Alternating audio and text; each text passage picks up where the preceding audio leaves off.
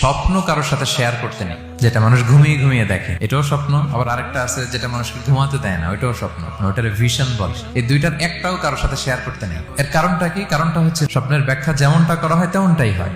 আপনি একটা স্বপ্ন দেখলেন, একজনকে একটা বললেন, সে হুট করে একটা ব্যাখ্যা দিয়ে দিল, ওইটাই হয়ে যাবে। এটা আপনার জন্য ভয়ঙ্কর হয়ে যেতে পারে। এক লোক এসে মুহাম্মদ ইবনে সিরিনকে বলল যে আমি দেখলাম আমার ছেলে পানি খেতে খেতে পেটটা এত বড় হয়ে গেছে।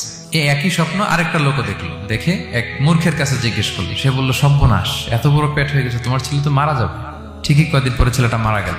আর একই স্বপ্ন দেখে এই লোক মুহাম্মদ ইবনে সিরিনকে জিজ্ঞেস করেছিল, উনি বলেছেন যে তোমার ছেলে তো অনেক বড় আলেম হবে। ঠিক তাই হয়েছে, ওই ছেলে অনেক বড় আলেম হয়েছে। এই ভিশনও শেয়ার করা যাবে না কারোর সাথে। বিশাল বড় একটা কিছু প্রজেক্ট নিছেন, শুরু করার আগে আপনি বলে ফেলছেন, শেষ, আর এটা হবে না।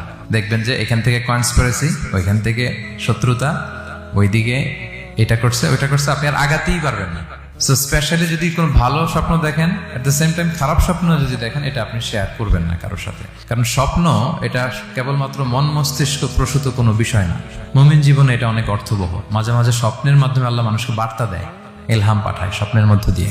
যার জ্ঞান নেই বা ব্যক্তিগত জীবনে পাপী, ভালো মানুষ নয় বা হিংসুক টাইপের, এদের কাউকে আপনার কখনো স্বপ্ন শেয়ার করবেন না। ভালো স্বপ্ন দেখলে শুকরিয়া করবেন আল্লাহর, আলহামদুলিল্লাহ, আল্লাহ কবুল করো। খারাপ স্বপ্ন দেখলে পানাহা চাবেন আল্লাহর কাছে।